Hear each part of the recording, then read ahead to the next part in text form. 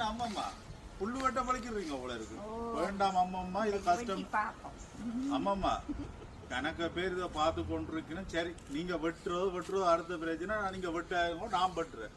இப்ப இன்றைக்கு அம்மம்மா என்ன நான் சொல்ல போறேன்டா, இந்த லேம் மூவர், அதாவது புல்லு வெட்டுற மிஷின் அம்மம்மா, இதை கண்டுபிடிச்சதும் தமிழன் தான். இது கணக்க பேருக்கு தெரியாது. ஏன்னு சொல்லுங்க அம்மா. அம்மம்மா, இதுக்கு வெள்ளக்காரன் லேம் மூவர் பேர் வச்சிருக்கோம். ஆனா தமிழ்ல நாங்க புல்லு வெட்டுற மிஷின் தான் சொல்றோம் நாங்க. அப்ப புல்லு வெட்டுற மிஷின் லேம் மூவரும் வித்தியாசம் இல்ல அம்மம்மா. அவன் தமிழன் இந்த கண்டுபிடிச்சு தெரியாம இருக்கிறதுக்காண்டி தான் லேம் மூவர் வச்சிருக்கான் அம்மம்மா. இது எப்படி நான் சொல்லுவது, எப்படி கண்டுபிடிச்சவன் நம்மம்மா. இதை சொல்லணும்டா நாங்க 48 வருஷத்துக்கு முன்னாடி போகணும். வெள்ளக்காரனுங்கிற நாட்டை ஆட்சி செய்யக்காமம்மா.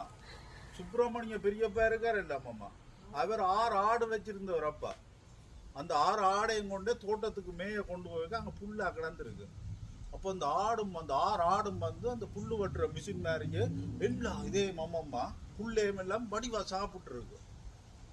சாப்பிடத்தான் அந்த வெள்ளக்காரன் இருக்கான் அம்மம்மா. அந்த ராஸ்கல் அவன் மரத்துக்கு மேல நின்று இருக்கான். என்ன மரத்துக்கு மேல நின்று ஒளிச்சு நின்று பார்த்துருக்கான் அந்த புல்லு செய்யற வேலையெல்லாம்.